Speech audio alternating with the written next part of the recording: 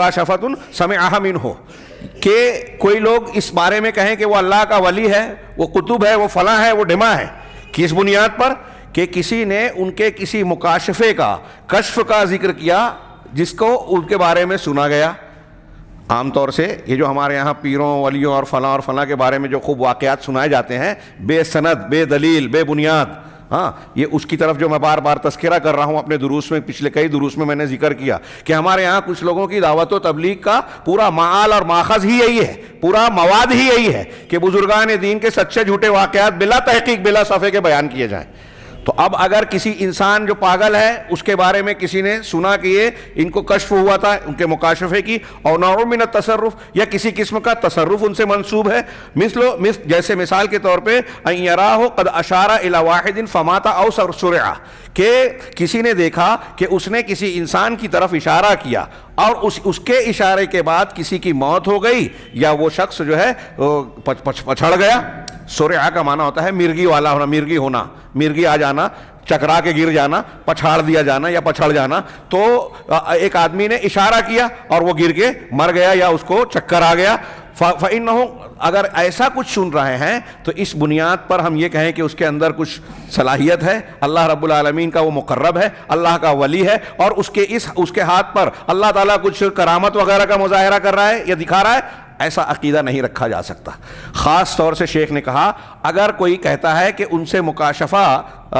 کشف وغیرہ کو سنا گیا ہے یا کچھ وہ تصرف کیا، جیسے کسی کی طرف اشارہ کیا تو وہ گر کے مر گیا یا اس کو مرگی آ گئی، تو کہا فَإِنَّهُ قَدْ عُلِمَ مِنَ أَنَّ الْكُفَّارَ وَالْمُنَافِقِينَ مِنَ الْمُشْرِكِينَ وَمِنْ أَهْلِ الْكِتَابِ لَهُمْ مُكَاشَفَاتٌ وَتَصَرُّفَاتٌ شیطانیہ، کیونکہ یہ بات معلوم ہے کہ کفار، منافقین مشرکین میں سے ہو یا اہل کتاب میں سے ہو، کفار و مشرکین کے بھی کچھ مکاشفات اور شیطانی تصرفات ہوتے ہیں۔ یہ ہمارے سامنے آج بھی ہم دیکھ سکتے ہیں کہ بعض لوگ اس طرح کے چیزوں کا غیر مسلم دعویٰ کرتے ہیں کہ وہاں ایسا ہے، ان کے ہاتھ میں یہ چیز ہوتی ہے۔ تو کل کوہان والسحرہ، جیسے کاہن لوگ، جادوگر لوگ، اور مشرکین کے عباد المشرکین و اہل الکتاب، مشرکین اور اہل کتاب کے بعد عبادت گزار لوگ، گیان دھیان اور سنیاس کرنے والے، لینے والے، وہ بھی کچھ ایسے چمتکار کا مظاہرہ کرتے ہیں جس کو دیکھنے والوں کو لگتا ہے کہ انہوں نے اشارہ کیا تو ایسا ہو گیا، ویسا ہو گیا، فلا یجوز۔ جب وہ کرتے ہیں تو کیا ان پر ایمان لے آیا جائے گا؟ تو شیخ نے آخری جملہ کہا، چنانچہ کسی کے لیے جائز نہیں ہے کہ وہ صرف اس قسم کی باتوں سے استدلال کر کے کسی کے بارے میں یہ دعویٰ کرے کہ وہ اللہ کا ولی ہے۔ بہت اچھی طریقے سے دماغ میں رکھیں، ہمارے یہاں ایک عام تصور یہ بنایا گیا کہ اللہ کا ولی وہ ہوگا جس کے ہاتھ سے خرق عادت، یا جس کو ہم کرامت کہتے ہیں، کرامت بھی دو طریقے کی ہوتی ہے، حصی ایک معنوی، لیکن وہ حصی کرامات کا ذکر کرتے ہیں، اور پھر اس قسم کے واقعات منسوب کیے جاتے ہیں کچھ شخصیات کے لیے جن کی شرک کی دکان چلانی ہوتی ہے، جن کی عقیدت کے ذریعے سے بہت سارے دوسرے امور مقصود ہوتے ہیں، تو ان کے بارے میں کچھ خواب، کچھ مکاشفہ، کچھ ان کے ایسی باتیں کہ انہوں نے یہ کہا تھا، ایسا ہو گیا، انہوں نے فلاں فلاں تصرف کیا، اس قسم کا دعویٰ کر کے ان کے بارے میں یہ کہا جاتا ہے کہ یہ اللہ کے ولی ہے، بہت پہنچے ہوئے ہیں، لہٰذا ان کا احترام کیا جائے، ان کی عقیدت اختیار کیا جائے، زندہ ہے تو جا کے ان کے ساتھ وہ معاملات کیے جاتے ہیں جو اللہ کے نبی صلی اللہ علیہ وسلم نے بھی اپنے لیے ناجائز قرار دیا، اور کچھ ایسے معاملات جو صرف اللہ کے لیے خاص ہیں۔ مر گئے تو ان کی قبروں کو جو ہے آستانہ، مشہد، مزار بنا دیا جاتا ہے جہاں لوگ زیارت کے لیے جاتے ہیں اور بہت ساری خرافات، شرکیہ اور خرافاتی اعمال کرتے ہیں۔ یہ دھیان رہے۔ شیخ الاسلام علامہ ابن تیمیہ نے گویا یہ کہا، ان کا ایک پورا سوال کا جواب ہے جو کتابی شکل میں ترجمے کے ساتھ چھپا ہوا ہے، مجذوب کے نام سے، شاید مولانا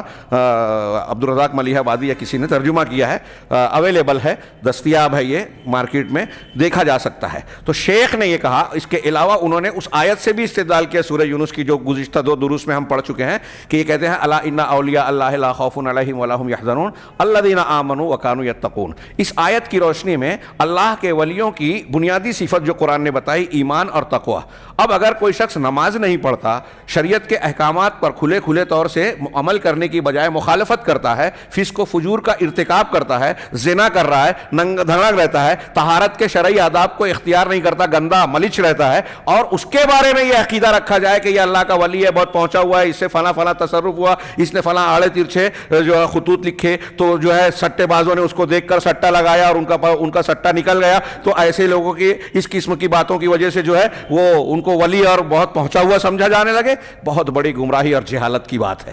اللہ تعالیٰ فرما رہا ہے کہ اللہ کے ولی متقی پرہیزگار ہیں. اللہ کے رسول صلی اللہ علیہ وسلم نے فرمایا کہ اگر کوئی پاگل دیوانہ ہے تو اس پر مرفوع القلم ہے, اس کی نیکیاں اور برائیاں لکھی ہی نہیں جاتی. اور ایسے لوگوں کو اللہ کا ولی مانا جائے جب وہ شخص نیکیاں لکھی ہی نہیں جاتی, تو وہ عام مسلمانوں سے جو مومنین ہیں ان سے درجے میں کم ہو گیا, ان سے اونچا درجہ اس کا نہیں ہوا.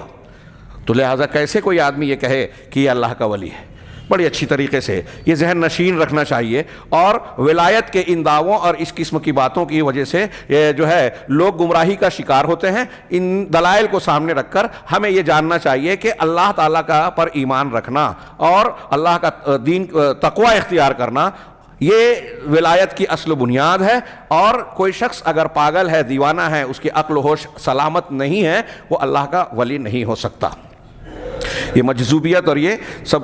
غیر اسلامی افکار کی بنیاد پر کیے گئے دعوے ہیں. قرآن و حدیث سے کھینچ تان کر, تحریف کر کے, تبدیلی کر کے اس پر استدلال کیا جاتا ہے. اللہ کے نبی صلی اللہ علیہ وسلم نے جو شریعت دی ہے, اگر کوئی انسان رفع درجات, کامیابی, سعادت اور اللہ تبارک و تعالیٰ کے اجر و ثواب کو چاہتا ہے, اونچا مقام اور ولایت چاہتا ہے, تو اس شریعت پر عمل کیے بغیر کوئی راستہ نہیں ہے. اگر کوئی یہ دعویٰ کرتا ہے کہ میں شریعت کی بجائے طریقت کو, فلاں شیخ کے سلسلے کو اختیار کروں گا, اور اللہ کے نبی صلی اللہ علیہ وسلم نے جو کچھ پیش کیا قال اللہ قال رسول کی شکل میں, تو اس کا التزام میرے لیے ضروری نہیں ہے, تو جان جائیے کہ وہ گمراہی ہے, گمراہی ہے, گمراہی ہے, وہ کھلی ہوئی گمراہی ہے. دنیا کا کوئی بھی انسان اللہ کے نبی صلی اللہ علیہ وسلم کی اتباع کیے بغیر اللہ کا ولی اور اونچے درجات والا ہو ہی نہیں سکتا. یہ میں نہیں, قرآن, حدیث اور اس امت کے تمام معتبر علماء کہتے ہیں. شیخ عبد القادر جیلانی کا بڑا نام لیا جاتا ہے, قادری سلسلہ اسی کی طرف منسوب ہے. غنیت الطالبین میں انہوں نے بھی یہ بات کہی ہے اس مفہوم کی کہ اللہ کا ولی اہل الحدیث ہی ہو سکتے ہیں. کیوں؟ اس لیے کہ اہل الحدیث کا مطلب یہ کہ جو قرآن و سنت کی اتباع کرے. اگر کوئی قرآن و حدیث کا مخالف ہے تو وہ اللہ کا ولی نہیں ہو سکتا. جو جتنا متقی پرہیزگار ہوگا وہ اللہ کی ولایت اور دوستی کا اتنا اونچا درجہ رکھے گا, چاہے اس کے ہاتھ سے کرامت کا اظہار یا ظہور نہ ہوا ہو. ہاں, کرامت یا خرق عادت چیز کے ظہور سے ہم کسی کے بارے میں یہ استدلال نہیں کر سکتے کہ وہ اللہ کا ولی ہے. یہ ابھی شیخ الاسلام ابن تیمیہ کی شاندار عبارت کا میں نے مفہوم بیان کیا. اس میں بتایا کہ غیر مسلم کفار, مشرکین, جادوگر, کاہن, یہ بھی کچھ چیزیں اس طرح کی پیش کرتے ہیں, اور ہم اور آپ عقیدہ رکھتے ہیں اللہ کے رسول صلی اللہ علیہ وسلم نے خبر دی کہ قرب قیامت میں دجال کا ظہور ہوگا. ہاں, دجال بھی ایسی بہت ساری چیزوں کا جو چمتکار کی شکل اختیار کی بظاہر ہوں گے, چمتکار کی شکل کے, اس کا مظاہرہ کرے گا. تو کیا اس کی وجہ سے اس کو جو ہے سچا یا اچھا مان لیا جائے گا؟ ظاہر سی بات ہے کہ کوئی اگر ایسا کہتا ہے یا عقیدہ رکھے گا تو وہ گمراہی کا شکار ہوگا, اور یہی اس کا دجل ہوگا کہ بہت سے لوگ اس کے اس قسم کے جھوٹے شیطانی عمل کو, چمتکاروں کو دیکھ کر اس کے پیچھے چلنے لگیں گے. دجال کے معاملے کا تو بہت بڑا معاملہ ہوگا, اس سے بہت کم درجے کے لوگ دعوے کرتے ہیں. بل ہمارے یہاں تو لوگ دیکھتے بھی نہیں ہیں, سن کر جو ہے کچھ بزرگوں پر اس طریقے سے غلط باتوں پر ایمان لے آتے ہیں. لہذا یہ گمراہی کا بہت بڑا راستہ ہے, اس سے آدمی کو ہوشیار رہنا چاہیے.